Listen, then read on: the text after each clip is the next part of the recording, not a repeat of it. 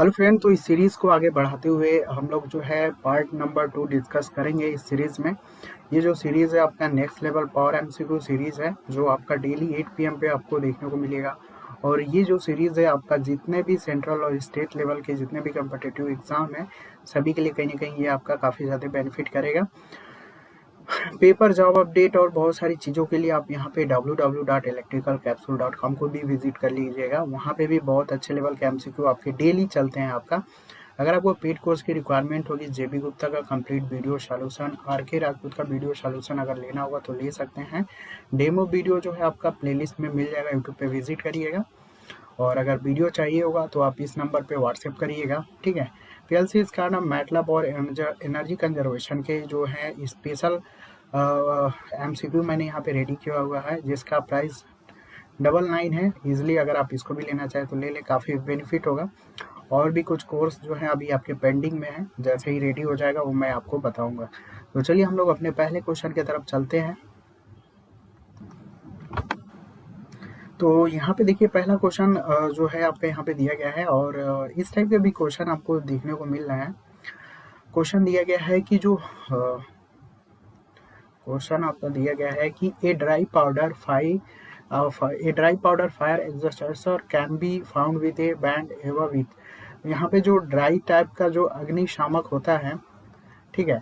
तो यहाँ पे देखो बहुत सारे जैसे कि आपका कई आग को बुझाने के लिए जो है हम आग को बुझाने के लिए हम बहुत सारे यहाँ पे क्लासिफिकेशन में मतलब बहुत सारी कैटेगरी यहाँ पे डिवाइड कर देते हैं। जैसे मान लो अगर पानी में आग लगा है तो उसके लिए अलग मतलब क्लासिफिकेशन रखा जाएगा, ठीक है।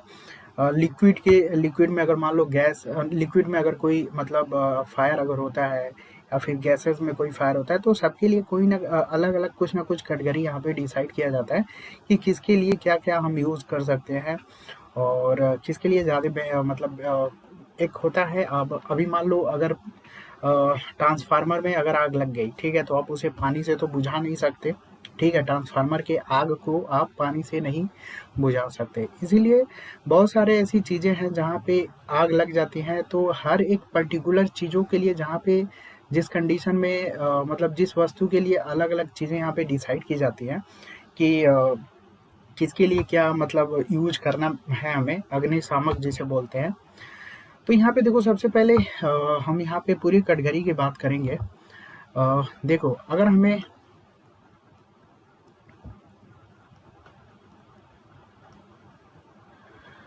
हम यहाँ पे वाटर अग्निशामक यूज करते हैं, ठीक है, ठीक है, वाटर अग्निशामक यूज करेंगे। यहाँ पे लिख लीजिएगा, मैं पूरा लिस्ट आपको दे रहा हूँ ताकि कोई भी क्वेश्चन यहाँ से आप बनेगा तो इसलिए आप हैंडल कर लीजिएगा, ठीक है। वा पानी अग्निशामक, ठीक है, इसका जो कलर होगा ना वो आपका रेट से शो किया जाता है आपका, ठीक है। यहाँ पे भी इन्होंने जो है कलर को ही पूछा है। तो अगर पानी अग्निशामक का अगर कलर पूछेगा तो आपका जो कलर होगा वो आपका रेड होगा, ठीक है। ये नॉर्मली जो यूज़ किया जाता है ये आपका जैसे लकड़ी में अगर कोई मतलब फायर हो गया, ठीक है, पेपर्स के लिए यूज़ किया जाता है आपका, फैब्रिक के लिए यूज़ किया जाता है आपका, ठीक है, फैब्रिक्स फायर्स के लिए सब यूज़ किया जाता है आपका।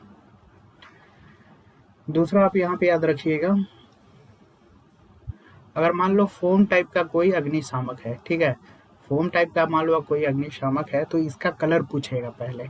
तो इसका जो कलर होगा वो आपका क्या होगा, क्रीम टाइप का होगा, ठीक है। और ये जो आपका जो फोम टाइप का जो होता है ना, जो फोम टाइप का जो अग्निशामक होता है, ये मेनली यूज किया जाता है आपका लिक्विड के लिए, ठीक है, लिक्विड फायर्स के लिए यूज किया जाता है। अभी मैं बताऊंगा आपको कैसे कैसे क्वेश्चन बनेगा। पहले तो वाटर मतलब पानी अग्निशामक का कलर पूछ लेगा तो आपको रेड याद रखना है, ठीक है। फिर पूछ लेगा कि लकड़ी पेपर फैब्रिक के लिए हम कौन सा अग्निशामक यूज करेंगे, तो पानी अग्निशामक यानी यूज करेंगे ना। इसी तरीके से अगर पूछ लेगा कि फोम टाइप का जो अग्निशामक होता है वो किसका कलर क्या है, तो क्रीम है। और लिक्विड में अगर कोई फायर होता है तो हम किस टाइप का अग्निशामक यूज करेंगे, तो हम लोग फोम टाइप का अग्निशामक यूज करेंगे। तो इस तरीके से आपका क्वेश्चन पूछेगा। तीसरा होता है हमारे पास ड्राई पाउडर। तो ड्राई पाउडर का जो कलर होता है वो आपका होता है ब्लू, ठीक है। तो ड्राई पाउडर ये जो होता है ना आपका ज़्यादातर यूज़ किया जाता है गैसियस फायर के लिए, ठीक है। अगर किसी गैस में अगर आग लगा हुआ है तो उसके बुझाने के लिए हम लोग ड्राई पाउडर यूज़ करते हैं, यानी ब्लू होगा। तो देखो क्वेश्चन में यही पूछा गया है कि जो ड्राई पाउडर का जो अग्निशामक है इसका कलर क्या होगा, ठीक है। तो इसका कलर होगा आपका ब्लू, ठीक है। लेकिन अभी ड्राई का तो पूछा है, अब जरूरी तो है नहीं कि वाटर फॉर्म किसी का भी नहीं पूछे, ठीक है, किसी का भी पूछ सकता है, इसलिए आपको पूरी लिस्ट याद होनी चाहिए। अभी देखो इसी में रिसेंटली किसी एग्जाम में क्वेश्चन पूछा गया था कि जो ड्राई पाउडर होता है ये मतलब कई सारे ऑप्शन दिया था कि ये किसका मिक्सर है, सैंड का, सैंड प्लस CO2 का, कैल्शियम क्लोराइड प्लस सैंड का, इस तरीके से ऑप्शन थे आपके। आई थिंक आप समझ गए होंगे। तो ये मिक्सर होता है आपका सैंड का प्लस बेकिंग सोडा का, ठीक है।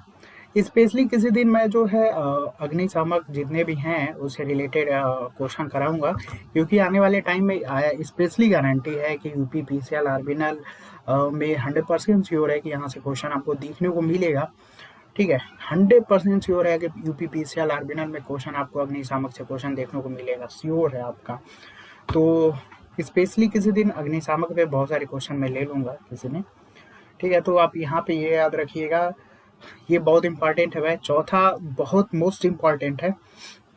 अगर मान लो किसी इलेक्ट्रिक CO2 टाइप का कोई अग्निशामक है तो इसका जो कलर होता है वो आपका होता है ब्लैक, ठीक है। CO2 टाइप का कोई अग्निशामक है तो इसका कलर क्या होता है, ब्लैक होता है। क्वेश्चन ये पूछ लेगा कि अगर किसी इलेक्ट्रिकल फायर के लिए हम कौन सा अग्निशामक यूज करेंगे, तो इलेक्ट्रिकल फायर के लिए हम लोग CO2 अग्निशामक यूज करेंगे, ठीक है। कभी कभी इसे हैलोन भी बोलते हैं, तो आप कंफ्यूज मत होइएगा, ठीक है। कभी कभी हैलोन के नाम से भी पूछा जाता है और ऑप्शन में आपको हैलोन मिलेगा या फिर CO2 मिलेगा या फिर आपको क्या मिलेगा, कार्बन टेट्राक्लोराइड मिलेगा, आपका CCl4 मिलेगा, ठीक है। इस तरीके से मिलेगा कार्बन टेट्राक्लोराइड, ठीक है। तो तीनों नाम से आपको देगा, तो आप कंफ्यूज मत होइएगा। मैंने देखा हुआ है कई सारे एग्जाम में या फिर इससे रिलेटेड जो भी क्वेश्चन बना हुआ है तो कई सारे नाम दिए हुए हैं, तो आपको ये कंफ्यूजन नहीं होना चाहिए, ठीक है, ठीक है। तो इस चीज को ध्यान दीजिएगा। पांचवा लिख लीजिएगा, 4 हो गए आपके। पांचवा है वेट केमिकल अग्निशामक। वेट केमिकल अग्निशामक, इसका जो कलर होता है येलो टाइप का होता है, ठीक है। तो मेनली आपके 5 प्रकार के अग्निशामक यूज होते हैं। क्वेश्चन में अगर ये भी पूछे गया कि अग्निशामक कितने भाग में होते हैं, तो आपके मेनली 5 भाग में डिवाइडेड होते हैं, ठीक है। अभी क्वेश्चन ये पूछ लेगा कि इसमें से यूनिवर्सल अग्निशामक कौन है, तो CO2 को हम लोग क्या बोलते हैं, यूनिवर्सल अग्निशामक।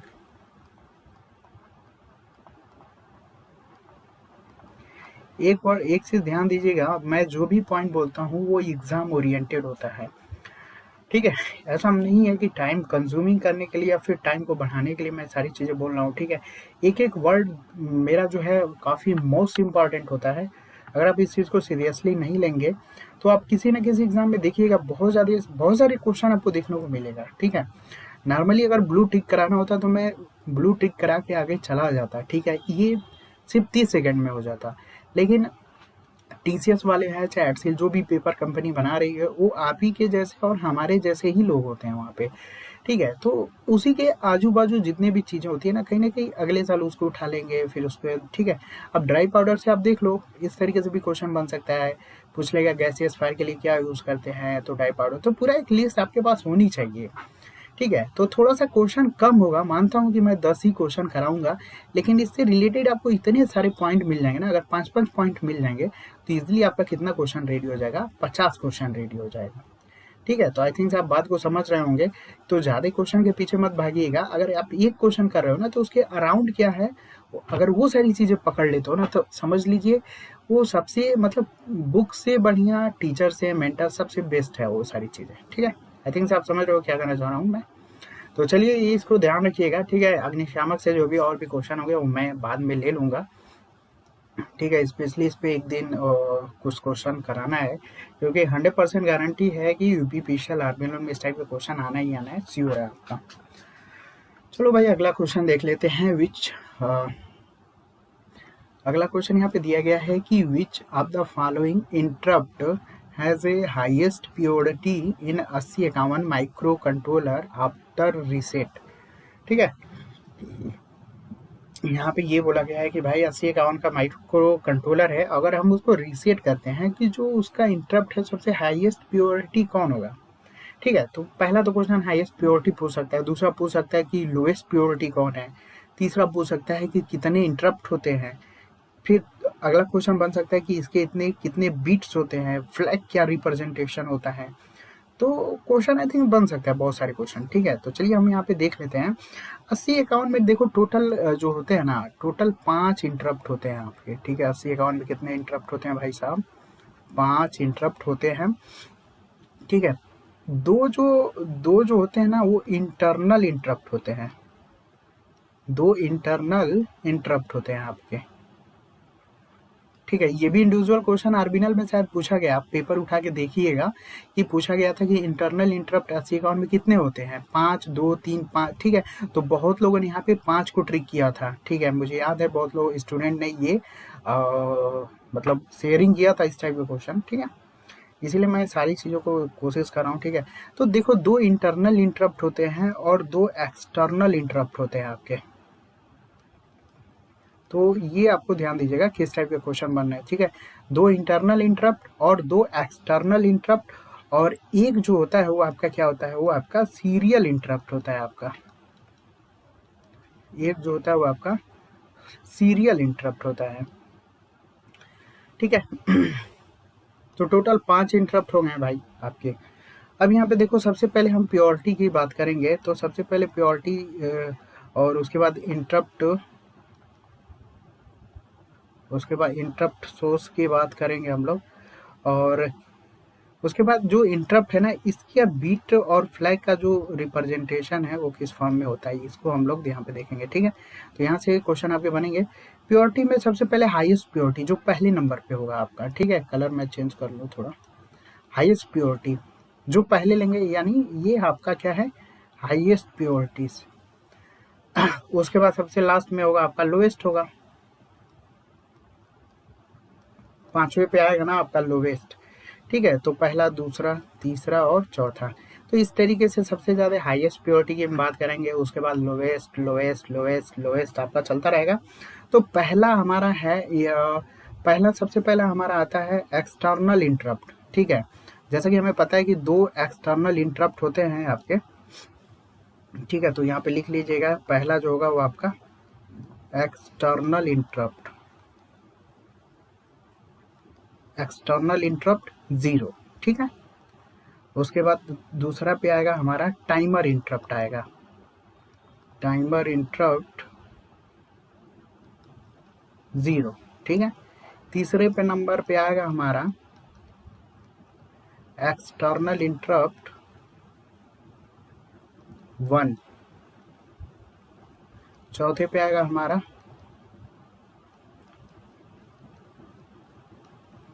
टाइमर इंटरप्ट 1, 5वें पे आएगा हमारा सीरियल इंटरप्ट।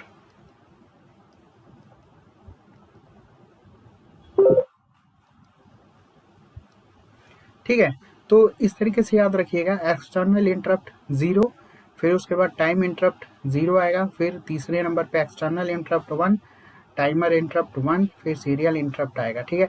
तो इजीली आप देख सकते हो ना कि हाईएस्ट प्योरिटी किसका है, एक्सटर्नल इंटरप्ट का है। तो इजीली आप अपने आंसर के पास पहुंच गए होंगे, एक्सटर्नल इंटरप्ट आपका 0, ठीक है। डी जो ऑप्शन है होगा सबसे क्या होगा, हाईएस्ट प्योरिटी होगा, और लोएस्ट का पूछेगा तो क्या आएगा, सीरियल इंटरप्ट। लेकिन अगर मान लो सीरियल इंटरप्ट तो ऑप्शन में दिया नहीं है, अगर क्वेश्चन पूछ ले कि लोएस्ट इंटरप्ट कौन सा है, तो सीरियल अगर नहीं है तो नीचे से आपको उठा के देखना होगा टाइमर इंटरप्ट क्या होगा, मतलब उसके बाद तो टाइमर इंटरप्ट ही तो है ना लोएस्ट, तो आपका टाइमर इंटरप्ट सबसे ये लोएस्ट हो जाएगा। तो क्वेश्चन ध्यान दीजिएगा कि किस तरीके से बनेगा आपका, ठीक है। लोएस्ट के लिए आपका ये हो जाएगा, और हाईएस्ट के लिए तो आपका पूछा ही है, तो हाईएस्ट के लिए आपका ये हो जाएगा, ठीक है। तो इस चीज़ को ध्यान दीजिएगा, ठीक है। अगर मान लो एक्सटर्नल इंटरप्ट अगर ऑप्शन में नहीं दिया गया है और पूछ ले, मतलब इन्हीं 4 ऑप्शन को देके पूछ ले कि सबसे ज़्यादा हायर इंटरप्ट कौन सा है, तो टाइमर इंटरप्ट 0 हो जाएगा, ठीक है। ये क्वेश्चन बनाने की टेक्निक है भाई, तो इस चीज़ को आप ध्यान दीजिएगा, ठीक है। कैसे क्वेश्चन बनेगा इजिली मैंने बता दिया, ठीक है।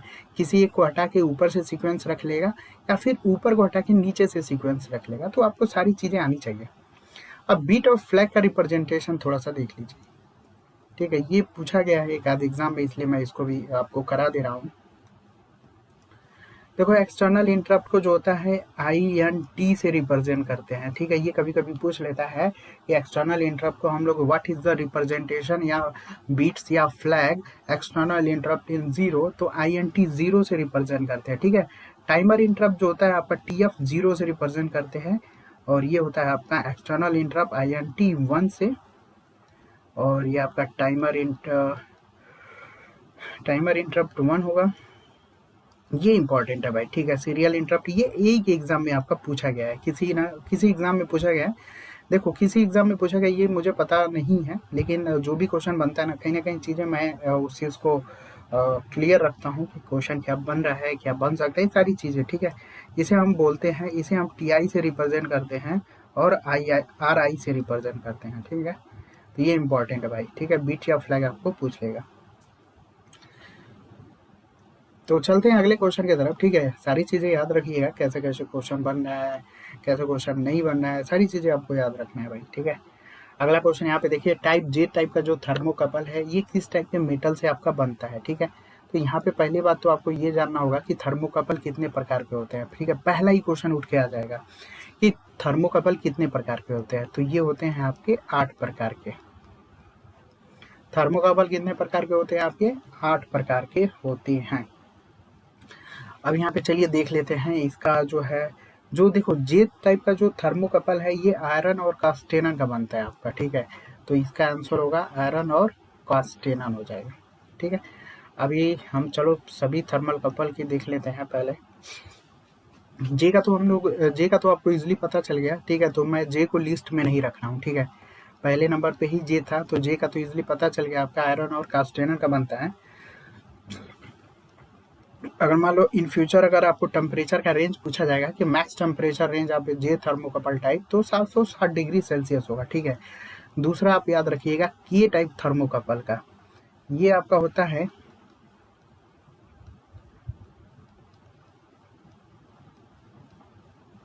निकिल और क्रोमियम का बनता है। जो K टाइप का जो थर्मोकपल है निकिल और क्रोमियम का बनता है।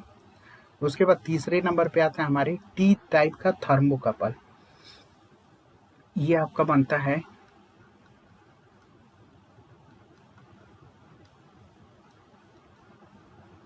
कॉपर और कांस्टेनन का होता है भाई, ठीक है। चौथे नंबर पे अगर हम बात करते हैं E टाइप का थर्मोकपल,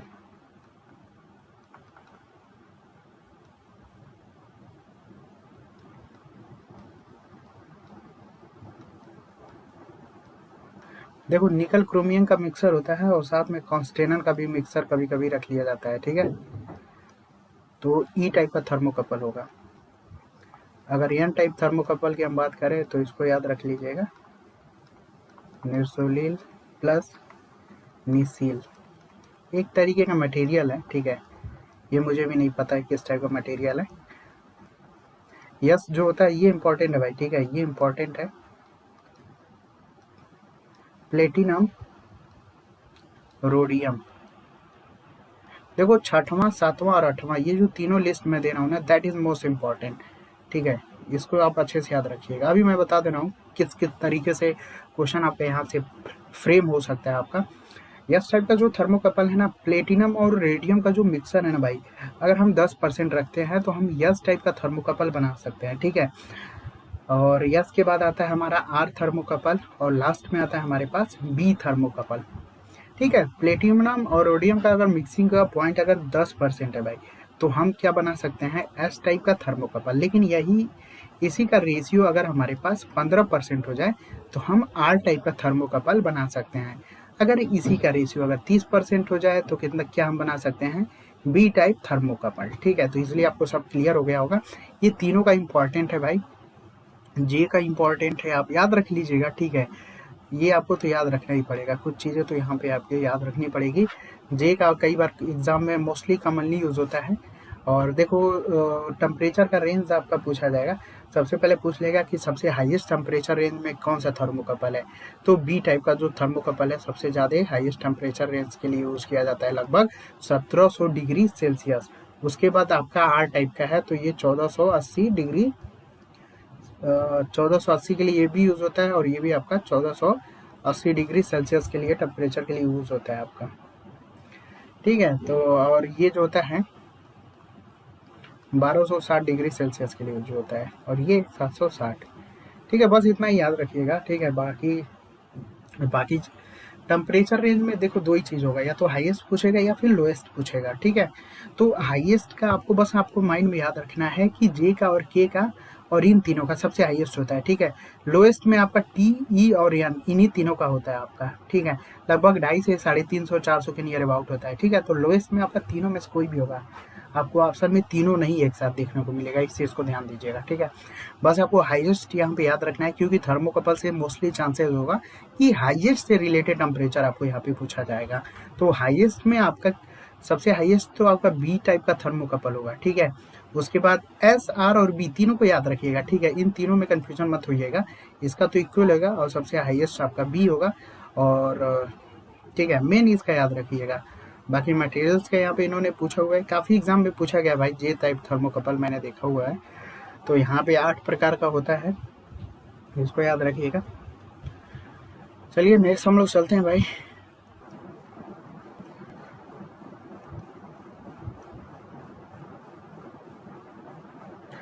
तो यहाँ पे देखिए अगला क्वेश्चन यहाँ पे स्काडा का है आपका। देखिए यहाँ पे इस क्वेश्चन में आपका जो क्वेश्चन है 3 तरीके के क्वेश्चन बन सकते हैं। क्वेश्चन में दिया गया है what unit of SCADA what unit of SCADA is use.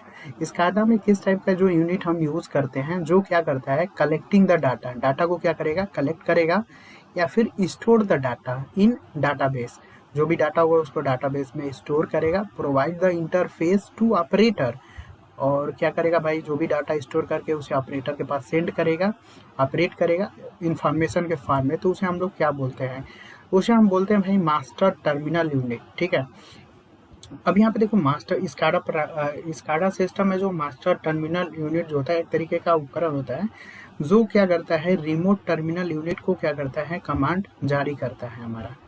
ठीक है, तो जैसे मान लो यहाँ पे रिमोट टर्मिनल यूनिट, ठीक है, आरटीयू लगा होता है। ठीक है, मान लो आरटीयू लगा हुआ है और यहाँ पे हमारा एमटीयू होता है। ठीक है, और जैसे मान लो ये ऑटोमेशन के लिए यूज़ हो रहा है ना, तो यहाँ पे कोई भी इंडस्ट्री है, कुछ भी यहाँ पे प्रेशर टेम्परेचर कुछ भी करना है। ठीक है, तो यहाँ से जो भी डाटा होता है ना, सारी चीज़ों को मास्टर टर्मिनल यूनिट क्या करता है, इस चीज़ को स्टोर करता है, और सारी चीज़ों को स्टोर करके इन सारी चीज़ों को क्या करता है, रिमोट टर्मिनल यूनिट को मतलब जितनी भी डाटा उन सारी चीज़ों को इंफॉर्मेशन को स्टोर करता है, डाटा इसे स्टोर करके रिमोट टर्मिनल यूनिट को क्या कर देता है, सेंड कर देता है। ठीक है, और यहाँ से हम इजिली क्या कर सकते हैं, यहाँ पे जो है ह्यूमन मशीन इंटरफेस एक तरीके से काम करता है, जिसमें आपका सॉफ्टवेयर और हार्डवेयर के थ्रू हम यहाँ पे कर्व के फॉर्म में, ग्राफ के फॉर्म में, चित्र के फॉर्म में, जो भी हम इजीली वहाँ पे चीज़ों को क्या कर सकते हैं, कंट्रोल कर सकते हैं, जो भी यहाँ पे ऑटोमेशन हो रहा है। ठीक है, तो मास्टर टर्मिनल यूनिट ही एक ऐसा स्काडा सिस्टम में होता है जो डाटा को स्टोर करता है, और ठीक है, मतलब डाटा को स्टोर करता है, collecting the data and store the data in database, provide the interface to operator. तो ये आपका क्या होता है, मास्टर टर्मिनल यूनिट होता है आपका। ठीक है, यही क्या करता है, आरटीयू को कमांड जारी करता है। ठीक है, तो जिसके वजह से जो भी इंफॉर्मेशन होता है इजिली हम ह्यूमन मशीन इंटरफेस के थ्रू यहाँ पे चीज़ों को जो है चित्र के फॉर्म में, वक्र के फॉर्म में इजिली हम उस चीज़ को कंट्रोल कर सकते हैं, या फिर जो भी करना है हम कर सकते हैं। ठीक है, तो मास्टर टर्मिनल यूनिट ही क्या करता है, सारी चीज़ों को स्टोर करके आरटीयू को इन्फॉर्मेशन देता है, और आरटीयू से हम यहाँ पे ह्यूमन मशीन इंटरफेस होता है, जिसकी वजह से हम सारी चीज़ों को ईजिली देख सकते हैं। ठीक है, तो एमटीयू से क्वेश्चन आपको पता चल गया कि एमटीयू का काम क्या है, चीज़ों को स्टोर करके इंफॉर्मेशन प्रोवाइड करता है आरटीयू को। ठीक है, इसी तरीके से ह्यूमन मशीन इंटरफेस को आपको जानना होगा। ह्यूमन मशीन इंटरफेस जो होता है ना, ये एक तरीके से हार्डवेयर और सॉफ्टवेयर का क्या है, कम्बिनेशन है आपका। ये क्या है, हार्डवेयर और प्लस सॉफ्टवेयर। ठीक है, मान लो कोई भी हार्डवेयर है भाई, जब तक आप उसमें सॉफ्टवेयर नहीं डालोगे तो चीज़ों को आप इजीली कंट्रोल कैसे कर पाओगे, ठीक है। कहीं ना कहीं हार्डवेयर और सॉफ्टवेयर दोनों की रिक्वायरमेंट होगी, किसी भी आदमी या व्यक्ति को चलाने के लिए हमें हार्डवेयर और सॉफ्टवेयर की भी ज़रूरत पड़ेगी। जो जो भी आपका जो कंट्रोलर रूम होगा, जिसमें आप लैपटॉप के थ्रू या किसी भी के थ्रू कंट्रोल कर रहे हो, वहाँ पे एक लैपटॉप या आपके सुपर कंप्यूटर या बहुत सारे ऑटोमेशन में आप देख रहे होगे बहुत सारी चीज़ें यूज़ हो रही हैं। तो यहाँ पे हार्डवेयर और सॉफ्टवेयर होना चाहिए आपका, एक तो हार्डवेयर होना चाहिए, उसमें कुछ ना सॉफ्टवेयर होना चाहिए, तभी उसको कोई ना कोई व्यक्ति क्या कर पाएगा, उसको ऑपरेट कर पाएगा। ऑपरेट करने का मतलब व्यक्ति का मतलब क्या हुआ, ह्यूमन हुआ, इसलिए ह्यूमन मशीन इंटरफेस हुआ, ठीक है। तो ये जो है इंडस्ट्री मतलब जितने भी औद्योगिक प्रक्रियाएं हैं ना, उसका एक बहुत महत्वपूर्ण घटक है, ठीक है। ये जो मतलब ह्यूमन मशीन इंटरफेस है, तो ये आपका बस ये जानिएगा कि ये हार्डवेयर और सॉफ्टवेयर का एक कॉम्बिनेशन है जो दोनों के बीच इंटरफेस प्रोवाइड करता है हमारे बीच या व्यक्ति के बीच, ठीक है। तो ह्यूमन मशीन इंटरफेस हो गया आपका। अब देखो आरटीयू से भी क्वेश्चन पूछेगा तो आप याद रखिएगा कि आरटीयू जो होता है एक माइक्रो प्रोसेसर कंट्रोलर उपकरण है, ठीक है। ये भी क्या करता है कि जो भी इंफॉर्मेशन होता है एमटीयू के थ्रू, मतलब मास्टर टर्मिनल यूनिट के थ्रू, सारी चीज़ों को स्टोर करके जो भी इंफॉर्मेशन होता है आरटीयू उस चीज़ को आगे प्रोवाइड कर देता है, ठीक है। टेलीमेट्री डेटा के थ्रू क्या कर देता है, उन सारी चीज़ों को आगे ह्यूमन मशीन इंटरफेस के लिए प्रोवाइड कर देता है। तो इसको भी याद रखिएगा, ठीक है। तो इस तरीके से आपका क्वेश्चन बन सकता है, ठीक है। चलिए अगले क्वेश्चन की तरफ चलते हैं। तो काफ़ी इंपॉर्टेंट क्वेश्चन है, जैसे कि मैंने ट्रांसड्यूसर से क्वेश्चन कल भी कराया था, आज भी करा रहा हूँ, ठीक है। और ट्रांसड्यूसर से क्वेश्चन आपको देखने को मिलता ही रहेगा, हमेशा हर एग्जाम में आप देख रहे होंगे। देखो क्वेश्चन दिया गया है, which of the following is not a piezo electric transducer material. कौन जो है आपका पीजो इलेक्ट्रिक ट्रांसड्यूसर मटेरियल्स नहीं है। तो जो ट्रांसड्यूसर होता है, इसलिए मैंने बताया था कि फिजिकल क्वांटिटी को क्या करता है, इलेक्ट्रिकल क्वांटिटी में कन्वर्ट करता है, उसे हम लोग ट्रांसड्यूसर बोलते हैं, ठीक है। ठीक है, अगर मान लो हमारे पास कोई फिजिकल क्वांटिटी को इलेक्ट्रिकल क्वांटिटी में क्या करता है, हमारा कन्वर्ट करता है, उसे हम ट्रांसड्यूसर बोलते हैं। और अगर इसी का जस्ट उल्टा, अगर मान लो इलेक्ट्रिकल क्वांटिटी को अगर फिजिकल में बदले तो उसे हम बोलते हैं इनवर्स ट्रांसड्यूसर। तो ठीक है, इसमें कन्फ्यूजन मत होइएगा, कभी कभी इनवर्स ट्रांसड्यूसर भी पूछ लेता है घुमा के आपका, ठीक है। तो इसमें आप कन्फ्यूजन मत होइएगा, ठीक है। बहुत लोग जल्दी में ट्रांसड्यूसर करके आ जाते हैं, ठीक है। तो इस गलती को आप ध्यान रखिएगा। तो यहाँ पे देखो, जो पिज़ो इलेक्ट्रिक टाइप का जो ट्रांसड्यूसर होता है ना, इसमें एक तरीके का आप प्रेशर या फोर्स अप्लाइड करते हो ना, तो इसके आउटपुट में इलेक्ट्रिकल सिग्नल में एक तरीके का वोल्टेज आपको देखने को मिलेगा, ठीक है। जितना आपका स्ट्रेस या प्रेशर होगा उस हिसाब से आपका उतना ही क्या होगा, आपका वोल्टेज आपको देखने को मिलेगा, ठीक है। तो ये चीज़ है आपका, ठीक है। तो यहाँ पे आपका चाहे तो आप स्ट्रेस दे लो या फिर आप प्रेशर दे लो, इसके आउटपुट में आपका क्या मिलेगा, इलेक्ट्रिक वोल्टेज आपका उतना ही मिलेगा। उसी टाइप के मटेरियल्स को हम लोग पीजो इलेक्ट्रिक ट्रांसड्यूसर मटेरियल बोलते हैं। तो इसी में आपका पूछा गया कि कौन सा आपका नहीं है। तो देखो इसमें तीन तरीके से क्वेश्चन बन सकता है। पहले तो आपको ध्यान देना है कि जो पीजो इलेक्ट्रिक जो ट्रांसड्यूसर टाइप के जो मटेरियल होते हैं, एक तो नेचुरली अवेलेबल है हमारे अर्थ पे, और दूसरा हम आर्टिफिशियल बनाते हैं भाई, ठीक है। तो पहले हम बात कर लेते हैं नेचुरल अवेलेबल, क्योंकि क्वेश्चन पूछ सकते हैं आपका ना कि नेचुरली अवेलेबल कौन कौन से हैं, natural available materials. Natural available materials की बात करेंगे, फिर उसके बाद आर्टिफिशियल भी आते हैं भाई, हम लोग खुद बनाते हैं, ठीक है। मतलब मैं नहीं बनाता हूँ, ये मत सोचिएगा, आर्टिफिशियल मैन्युफैक्चर मटेरियल्स, ठीक है।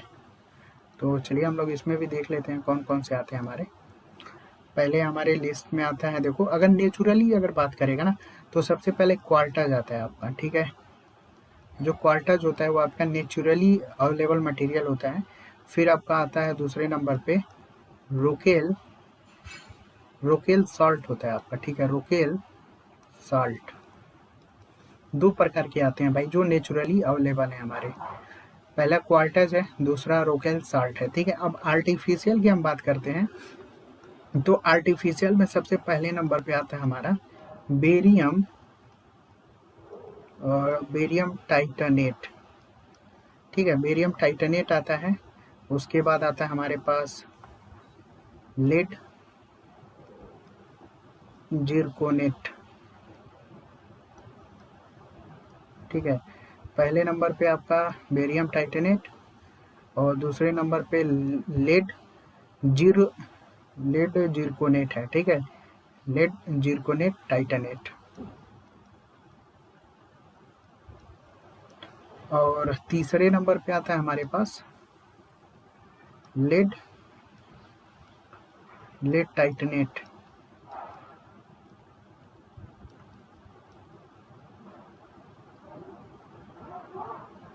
ठीक है, टाइटेट, ठीक है। तो यहाँ पे अगर आप ऑप्शन के अकॉर्डिंग अगर आप चेक करेंगे तो रोकल साल्ट तो आपका आ जाएगा, ठीक है। अब यहाँ पे देखो बेरियम के जो टाइटेनेट है ये भी आपका ना, बेरियम टाइटेनेट भी आपका हो जाएगा। लेड जिंक्रोनाइट आपको यहाँ पे दिया है ना, लेड जिंक्रोनाइट, ये भी आपका दिया गया, ये भी क्वार्टर्स भी दिया गया है, ठीक है। तो यहाँ पे आपका जो कैल्शियम टाइप का जो फैरनेट है ये आपका नहीं होगा, ठीक है, ये आपका नहीं होगा। तो सभी को आप याद रखिएगा, ठीक है। पीजो इलेक्ट्रिक ट्रांसड्यूसर में आपका नेचुरली क्वार्टज और रोकल साल्ट होता है। आर्टिफिशियल जितने भी होते हैं, बेरिनियम के जितने भी टाइटनेट या फिर लेड के होते हैं ना, वो सब आर्टिफिशियल होते हैं आपके। तो यहाँ पे ऑप्शन अकॉर्डिंग आपको यहाँ पे दिया गया है। अब देखो पीजो इलेक्ट्रिक जो आपके जो ट्रांसड्यूसर इसके जो मटेरियल होते हैं, इसका यूज़ कई जगह किया जाता है, ठीक है। इसका अगर हम यूज़ की बात करें तो यूज़ को भी आपको याद रखना है, ठीक है। तो क्योंकि भाई क्वेश्चन बहुत तरीकों से पूछा जा रहा है, पहला याद रखिएगा एसिलो, ठीक है, एसिलेरोमीटर्स के लिए यूज़ किया जाता है या फिर वाइब्रेशन पिकअप के लिए, वाइब्रेशन पिकअप के लिए यूज़ होता है। दूसरा ध्यान दीजिएगा सिस्मोग्राफ के लिए यूज़ होता है आपका, ठीक है। सिस्मोग्राफ मीन्स जो भी रॉकेट में जो भी वाइब्रेशन होता है ना, रॉकेट में जो भी वाइब्रेशन होता है उसको मापने के लिए हम लोग यूज़ करते हैं ना सिस्मोग्राफ में। फिर देखो स्ट्रेन गेज में जैसे कि फोर्स, स्ट्रेस, वाइब्रेशन को भी मापने के लिए यूज़ किया जाता है हमारा जो पीजो इलेक्ट्रिक ट्रांसड्यूसर टाइप के जो मटेरियल है। स्ट्रेन गेज में अगर आप जाइएगा तो वहाँ पे फोर्स, प्रेशर और नहीं, फोर्स, स्ट्रेस और वाइब्रेशन को यूज़ मतलब मापने के लिए यूज़ किया जाता है। फिर ऑटोमेटिव इंडस्ट्री में भी इसका यूज़ किया जाता है, ठीक है। फिर अल्ट्रासोनिक इमेजिंग के लिए यूज़ किया जाता है, मेडिकल पर्पस के लिए, ठीक है। तो ये आप लिख लीजिएगा, ठीक है, कापी में लिख लीजिएगा, मैं बोल दिया हूँ आपको। पहला तो एक्सेलेरोमीटर और वाइब्रेशन पिकअप के लिए यूज़ होता है। दूसरा हमारा सिस्मोग्राफ के लिए यूज़ होता है, जो रॉकेट में वाइब्रेशन होता है भाई, रॉकेट में वाइब्रेशन को मापने के लिए सिस्मोग्राफ यूज़ किया जाता है, तो वहाँ पे भी यूज़ होता है। और तीसरा जो होता है वो आपका स्ट्रेन गेज में जैसे कि फोर्स, स्ट्रेस और वाइब्रेशन के लिए यूज़ होता है। और अगला जो होता है ऑटोमेटिव इंडस्ट्री के लिए यूज़ होता है। और नेक्स्ट जो है अल्ट्रासोनिक इमेजिंग इन मेडिकल पर्पस एप्लीकेशन के लिए यूज़ होता है आपका। तो इतनी आई थिंक से इजीली काफ़ी ज़्यादा कॉन्सेप्ट आपको यहाँ से इजीली पता चल गया होगा। तो चलिए नेक्स्ट चलते हैं हम लोग। तो चलिए अगले क्वेश्चन की तरफ चलते हैं हम लोग। अगले यहाँ पे देखिए क्वेश्चन दिया गया है कि one binary coded decimal required कितना बिट टू बी स्टोर, ठीक है। तो यानी बीसीडी कोड की बात कर रहा है भाई, ठीक है। बीसीडी कोड, एक बीसीडी कोड है वो कितने बिट को स्टोर कर सकता है, तो ये आपका 4 बिट को स्टोर कर सकता है। बीसीडी का ये फुल फॉर्म होता है आपका बाइनरी कोडेड डेसिमल, ठीक है। तो यहाँ पे देखो बाइनरी कोडेड डेसिमल, तो कुछ हमारे पास डेसिमल डिजिट होते हैं आपके, ठीक है।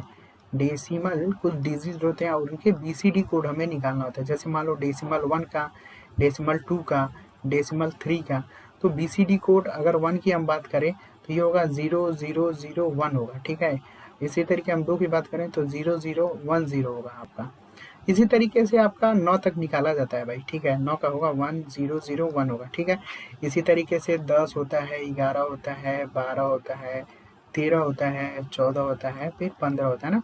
10 को हम लोग ए से रिप्रेजेंट करते हैं, इसको बी से, इसको सी से, इसको हम लोग डी से, इसको ई से और इसको एफ से, ठीक है। तो इस तरीके से हम रिप्रेजेंट करते हैं। यहाँ पे 0 से शुरुआत होता है भाई, ठीक है, यहाँ से शुरुआत 0 से होता है।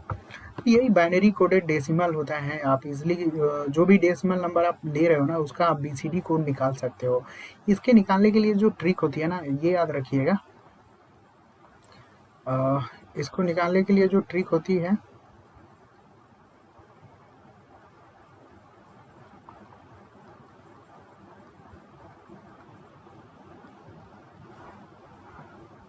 वन, टू, 4 और 8 इस तरीके से होता है। अगर सपोज दैट मान लो अगर हमें 7 का निकालना है, ठीक है, मान लो अगर हमें 7 का निकालना है, तो देखो 4 और 2 और 1, अगर हम 4 और 2 को जोड़ दें तो कितना हो जाएगा, 4 और 2 6 हो जाएगा, और 6 को अगर 1 में जोड़ दें तो कितना हो जाएगा हमारा, 7 हो जाएगा ना। तो जिसमें हम लोगों ने 4 को, 2 को और 1 को जोड़ा तो कितना हुआ, 7 हुआ ना। यानी इसका हाईएस्ट पॉइंट रखना है, इसका भी हाईएस्ट और इसका भी हाईएस्ट रखना है 1, ठीक है। और हमने 8 का तो यूज़ किया नहीं जोड़ने के लिए, इसलिए हम यहाँ पे 0 कर लेंगे ना। तो इसका क्या हो जाएगा, 0 1 1 1 हो जाएगा। यानी यही 4 डिजिट में हम लोग 4 बिट में स्टोर करते हैं भाई, ठीक है। तो इजिली अच्छा क्वेश्चन था आपका, यहाँ पे ध्यान दीजिएगा।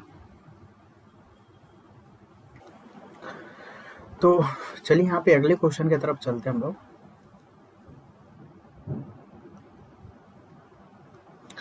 अगला यहाँ पे देखिए क्वेश्चन दिया गया है कि which of the following is the frequency range is use for vibration galvanometer. Vibration galvanometer अगर हम यूज़ कर रहे हैं, ठीक है, तो उसका फ्रीक्वेंसी का रेंज कितना होगा आपका, ठीक है।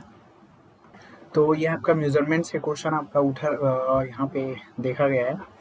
ये नॉर्मली जो है आपका वाइब्रेशन टाइप का गैल्वेनोमीटर अगर आप यूज़ करो ना, तो ये आपका 5 हर्ट्ज से लेके 1000 हर्ट्ज तक के लिए हम ज़्यादातर यूज़ करते हैं आपका, ठीक है। लेकिन स्टेबल ऑपरेशन जो होता है इसका, स्टेबल ऑपरेशन जो होता है इसका लगभग वो 300 हर्ट्ज के आसपास होता है आपका, ठीक है। तो इस हिसाब से आपका लो आइडियो फ्रिक्वेंसी के लिए यूज़ किया जाता है। 5 हर्ट्ज से लेके 1 किलो हर्ट्ज तक के लिए हम इसका यूज करते हैं, ठीक है। वाइब्रेशन टाइप का जो गैल्वेनोमीटर होता है, इसका फ्रिक्वेंसी का रेंज आपका इतना ही होता है आपका। चलिए अगला क्वेश्चन यहाँ पे दिया गया है, for increasing the battery life, अगर हमारे बैटरी लाइफ को इंक्रीज करना है मोबाइल सिस्टम में, which type of SS technology are use, ठीक है। तो कम्युनिकेशन सिस्टम आपका ये क्या बोलते हैं, बेसिक इंफॉर्मेशन टेक्नोलॉजी की एक बुक आती है आपका डिप्लोमा के सेमेस्टर में, तो वहाँ से इस टाइप के क्वेश्चन आपको देखने को मिलेगा, ठीक है। बेसिक इंफॉर्मेशन टेक्नोलॉजी देख लीजिएगा बुक, ठीक है। कोई भी क्वेश्चन बाहर से नहीं है, इस चीज़ को याद रखिएगा। जितना भी सेमेस्टर में आपके बुकें हैं, सभी सेमेस्टर को मैं फॉलो करते हुए सारे क्वेश्चन करा रहा हूँ। तो आप ये मत सोचिएगा कि कोई भी क्वेश्चन आउट ऑफ सिलेबस है, ठीक है। अगर आप ये सोचते हो तो फिर जो भी स्टेट लेवल के एग्ज़ाम हो रहे हैं, इजिली आप उस सब में फाइट नहीं कर पाओगे, ठीक है। तो बहुत सारी चीज़ें हैं और धीरे धीरे आप इस सीरीज़ के साथ बने रहिएगा। अभी तो मैंने शुरुआत किया है, आने वाले टाइम में देखिए क्वेश्चन का लेवल इतना एक्सट्रीमली गुड लेवल हो जाएगा कि आप सोच भी नहीं सकते हैं। और ऐसा कंटेंट मोस्टली चांसेस बहुत कम प्लेटफॉर्म पे आपको देखने को मिलेगा, ठीक है। तो चलिए यहाँ पे देखते हैं, increasing the battery life in A mobile system, which type of SS technology use, किस टाइप की टेक्नोलॉजी यूज हम करते हैं। तो टीडीएम में हम लोग टेक्नोलॉजी यहाँ पे यूज़ करते हैं टोटल डिवीज़न मल्टीपल एसेस। ये एक तरीके का मेथड है आपका, जो वन टाइम शेयर चैनल होता है आपका, ठीक है। वन टाइम शेयर चैनल होता है ये 64 kbps से लेके 120 mbps की इंफॉर्मेशन रेट से जो है आपका जो टाइम का जो शेयरिंग है, इसका जो चैनल की बैंडविड्थ होती है 64 kbps टू लेके 120 mbps इंफॉर्मेशन रेट के हिसाब से इसका जो ट्रांसमिट होता है, ठीक है। तो टीडीएम में टोटल डिवीज़न मल्टीपल एसेस जो होता है, ये हायर बैटरी लाइफ होता है। ये जो होता है जो डाटा ट्रांसमिट होता है वो कंटिन्यूसली नहीं करता है आपका, ठीक है। इसलिए वजह से बैटरी की लाइफ क्या होती है, मतलब ज़्यादा होती है। सीडीएम में जो होता है आपका, सीडीएम में जो होता है ये क्या करता है, ये constantly transmit the data,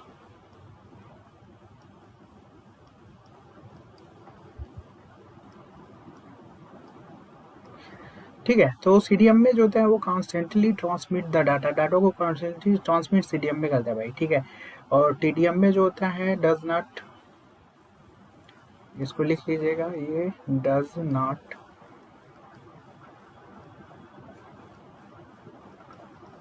transmit data continuously.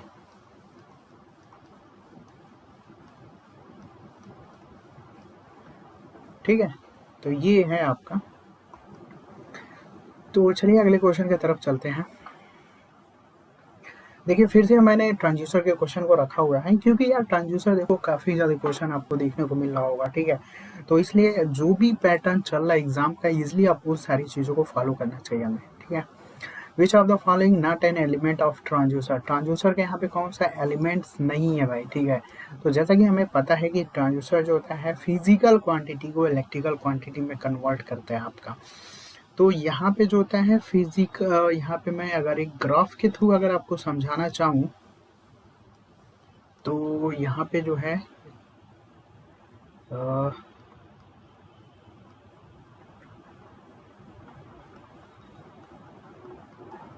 Physical quantity to be sense, ठीक है। फिजिकल कोई क्वांटिटी है जिसको ये क्या कर रहा है, सेंस करेगा। यहाँ पे हम सेंसर लगा देंगे भाई, ठीक है। यहाँ पे हम क्या लगा देंगे, सेंसर लगा देंगे। ये आपका हो जाएगा आपका सेंसर। तो यहाँ पे हम एक सेंसर लगा देंगे आपका, ठीक है। सेंसर होगा जो आपका जो भी फिजिकल क्वांटिटी होगी उसको क्या करेगा, सेंस करने का काम करेगा, ठीक है। अब जो सेंसर हुआ वो तो आपका सेंस कर लिया। अब ये जो भी सिग्नल होगा वो आपके आगे जाएगा। हम आगे यहाँ पे लगा देंगे आपका सिग्नल कंडीशनिंग यूनिट लगा देंगे, ठीक है। सिग्नल कंडीशनिंग यूनिट लगा देंगे यहाँ पे, जो भी आपका यहाँ पे है। और उसके बाद हम लगा देंगे डाटा रिप्रेजेंटेशन, ठीक है, डाटा रिप्रेजेंटेशन, ठीक है। अब यहाँ पे ध्यान दीजिएगा कि सेंसर हुआ जो भी आप फिजिकल क्वांटिटी, जो भी आप यहाँ पे प्रेशर टेम्परेचर जो भी दे रहे हो उसको सेंस करेगा, ठीक है। और यहाँ पे जो आपका डिटेक्ट करेगा यानी नॉन इलेक्ट्रिकल क्वांटिटी को यहाँ पे डिटेक्ट, जो भी सेंसर होगा टेम्परेचर उसको डिटेक्ट कर लेगा। और यहाँ पे जो सिंगल कंडीशनिंग यूनिट होगा ये क्या करेगा, यहाँ पे डिटेक्ट करके नॉन इलेक्ट्रिकल क्वांटिटी जो भी टेम्परेचर जो भी होगा उसको इसमें आगे कन्वर्ट करेगा, फिर उसको यहाँ पे इलेक्ट्रिकल क्वांटिटी में कन्वर्ट करेगा। यहाँ पे लिख लीजिएगा नॉन इलेक्ट्रिकल क्वांटिटी को किस में कन्वर्ट कर देगा, हमारा इलेक्ट्रिकल क्वांटिटी में कन्वर्ट करेगा, ठीक है। तो यहाँ से जो ये आपका जो है ये आपका ट्रांसड्यूसर यही है आपका मेनली, ठीक है। यही मेनली आपका ट्रांसड्यूसर है, जो आपका सेंसर यूज होता है, सिग्नल कंडीशनिंग यूनिट होता है, ठीक है। इसी के जो बीच का होता है इसे हम ट्रांसड्यूसर बोलते हैं। तो इसमें जो होता है ना, एक तरीके से आप देख सकते हो कि क्या नहीं यूज किया जाता है, यहाँ पे ये पूछा गया ना। तो सेंसर आप देख रहे हो कि सेंसर यूज किया जाता है, मैंने बताया कि सेंसर यूज किया जाता है आपका। एम्पलीफिकेशन डिवाइसेस होते हैं जो आपके लो सिग्नल को हायर सिग्नल में कन्वर्ट करने का काम करता है ना, इसीलिए तो ट्रांसड्यूसर का जो आउटपुट होता है वो क्या होता है आपका, हाई होता है ना। अगर आपने ये सीरीज देखा होगा तो ट्रांसड्यूसर के 3-4 क्वेश्चन मैंने आई थिंक करा दिए होंगे। तो इसमें से एक क्वेश्चन था कि उसका आउटपुट क्या होगा, तो हाई होगा भाई, क्योंकि एम्पलीफिकेशन डिवाइसेस होती है ना जो आपकी नॉइज इन सारी चीज़ों को क्या कर देता है, कंप्रेस कर देता है, कम कर देता है, ठीक है। तो एम्पलीफिकेशन डिवाइसेस होते हैं आपके। फिर देखो data representation devices, signal conditioning units, ठीक है। सिग्नल कंडीशनिंग यूनिट भी आपका होता है। तो यहाँ पे देखो डाटा रिप्रेजेंटेशन डिवाइस ये आपका नहीं है। ट्रांसड्यूसर जो होता है सिर्फ सेंसर से लेके आपका मतलब सेंसर होता है, यहाँ पे आपका एम्पलीफिकेशन डिवाइसेस भी इसी में लगा होता है, ठीक है। और देखो यहाँ पे जो डाटा रिप्रेजेंटेशन होता है ये एक तरीके का आउटपुट आपका है, ठीक है। तो ये आपका not an element of transducer, transducer का एलिमेंट बस जो मैंने यहाँ से यहाँ तक दिखाया है बस यही है आपका, ठीक है। तो डाटा रिप्रेजेंटेशन आपका जो है ये आपका एक तरीके से एलिमेंट नहीं है ट्रांसड्यूसर का, ठीक है। इस चीज़ को थोड़ा क्वेश्चन को ध्यान दीजिएगा। और थोड़ा सा ग्राफ को भी ध्यान दीजिएगा आप लोग, ठीक है। सिग्नल कंडीशनिंग यूनिट और सेंसर ये तो आपका होगा, और एम्पलीफिकेशन डिवाइसेस जो लगा होता है वो आपका सेंसर के पास ही लगा होता है।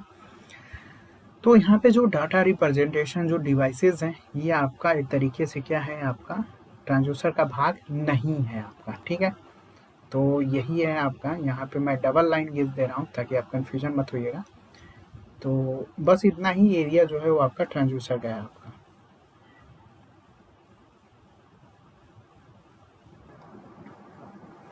तो चलिए अगले क्वेश्चन की तरफ हम लोग चलते हैं।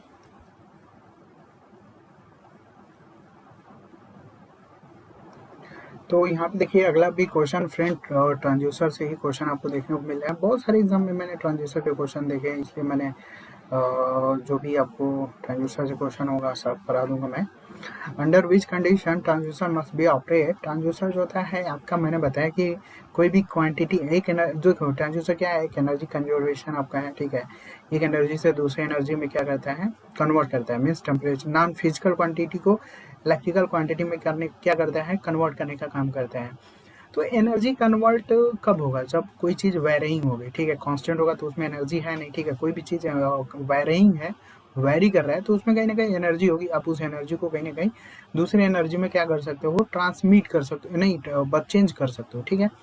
इसलिए जो ट्रांसड्यूसर होता है ना वो वेराइंग इलेक्ट्रोमैग्नेटिक फील्ड पे काम करता है, ठीक है। तो varying word is most important, ठीक है, क्योंकि एनर्जी मेनली चेंज किससे होगा, आपका एनर्जी मेनली चेंज होगा आपका वेराइंग से, ठीक है। तो इजीली आप समझ गए होंगे, ये इलेक्ट्रोमैग्नेटिक फील्ड होगा लेकिन वेराइंग होना चाहिए आपका, जीरो, कांस्टेंट, इनफाइनाइट, ये आपका वर्ड यूज नहीं करना है आपको।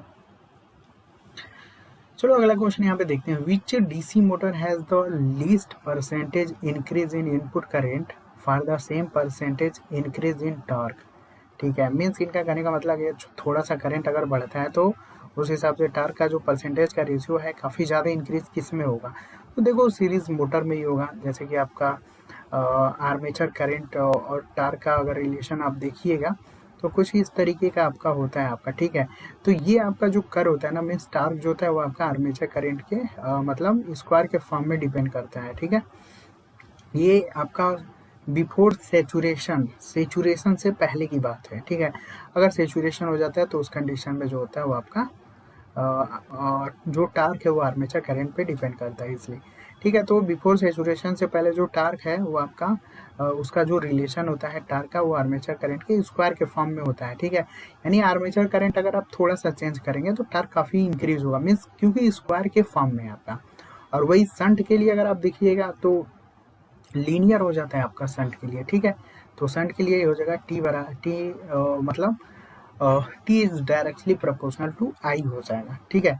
इसी तरीके से अगर आप कंपाउंड का देखते हैं, ठीक है, कंपाउंड में आपका कुमुलेटिव हुआ या डिफरेंशियल हुआ, तो कंपाउंड वाला भी जो मोटर होता है ना वो आपका बिफोर सेचुरेशन से पहले तो वो सीरीज के जैसे ही बिहेव करता है, और सेचुरेशन के बाद जो होता है वो शंट के जैसे बिहेव करता है, ठीक है। इन दोनों के बीच का एक तरीके से आपको मिलेगा। और यहाँ पे करेंट टू टार्क रेशियो जो होता है ना, करेंट टू टार्क रेशियो जो होता है 0.5 से लेके 1 होता है आपका कंपाउंड मोटर के लिए। इसको याद रखिएगा, ये क्वेश्चन पूछा गया है इसलिए मैं आपको ये बता दिया हूँ, ठीक है। करेंट टू टार्क का रेशियो जो होता है 0.5 से लेके 0.1 तक होता है, मीन इसके बीच का होता है, ठीक है। तो शंट का कम हो जाएगा और सीरीज का ज़्यादा हो जाएगा, ठीक है। ये आप शंट का याद रखिएगा और ये हो जाएगा आपका सीरीज का, ठीक है। और दोनों को मिला दीजिएगा तो कंपाउंड का हो जाएगा, ठीक है। तो फ्रेंड इस तरीके से आपके क्वेश्चन बन सकते हैं, इसलिए मैंने सारी चीज़ों आपको यहाँ पे बताने की कोशिश की हुई है। तो चलिए आज के इस सेशन में हम लोग इतना ही रखते हैं, ठीक है। ये जो सेशन होगा आपका कंटिन्यू चलता रहेगा, कभी भी हो सकता है अगर वीडियो नहीं भी आ सकता है, क्योंकि मेरे अगर टाइम का शॉर्टेज होगा तो कभी वीडियो गैप भी हो सकता है, 1 दिन हो जाए, 2 दिन हो जाए, ठीक है। तो ज़्यादा नहीं गैप होगा, ठीक है। कोशिश यही रहेगी कि कंटिन्यूसली आपका ये सीरीज चलता रहेगा, जिसमें से देखो क्वेश्चन के पीछे मत भागिएगा कि मैं 2 क्वेश्चन करा रहा हूँ सिर्फ इतने टाइम में, 1 क्वेश्चन करा रहा हूँ इतने टाइम में, ये सारी चीज़ें छोड़ दीजिएगा। क्योंकि क्वेश्चन ज़्यादा करने से मतलब नहीं है, क्योंकि आप जो भी क्वेश्चन करो उसके अराउंड क्या है क्या नहीं है, अगर ये आप अच्छे से डील करते हो ना तो इससे बेस्ट इम्प्रूवमेंट कुछ भी नहीं है, ये ईजिली आपको भी पता है। कि एक क्वेश्चन के अकॉर्डिंग क्या-क्या चीज़ों को कन्वर्ट की जा सकती हैं, बन सकती हैं। अगर आप वर्क करते हो तो काफ़ी मोस्ट आपका एक्यूरेसी मतलब बहुत सारी चीज़ें ऑटोमेटिक आपकी सारी चीज़ें इम्प्रूव होना स्टार्ट हो जाएँगी, ठीक है? तो बस यही था। तो चलिए फाइनली हम लोग मिलते हैं नेक्स्ट टाइम, और वीडियो का सीरीज़ कंटिन्यू रहेगा, और अगर आपको वीडियो पसंद आता है तो लाइक करिएगा और शेयर भी कर दीजिएगा, और जिनको भी पेड कोर्स की रिक्वायरमेंट होगी वो लोग विजिट कर लेंगे, ठीक है? बाकी और भी कोर्स आपके पेंडिंग सून है, ठीक है? मिलते हैं next time. Thanks for watching.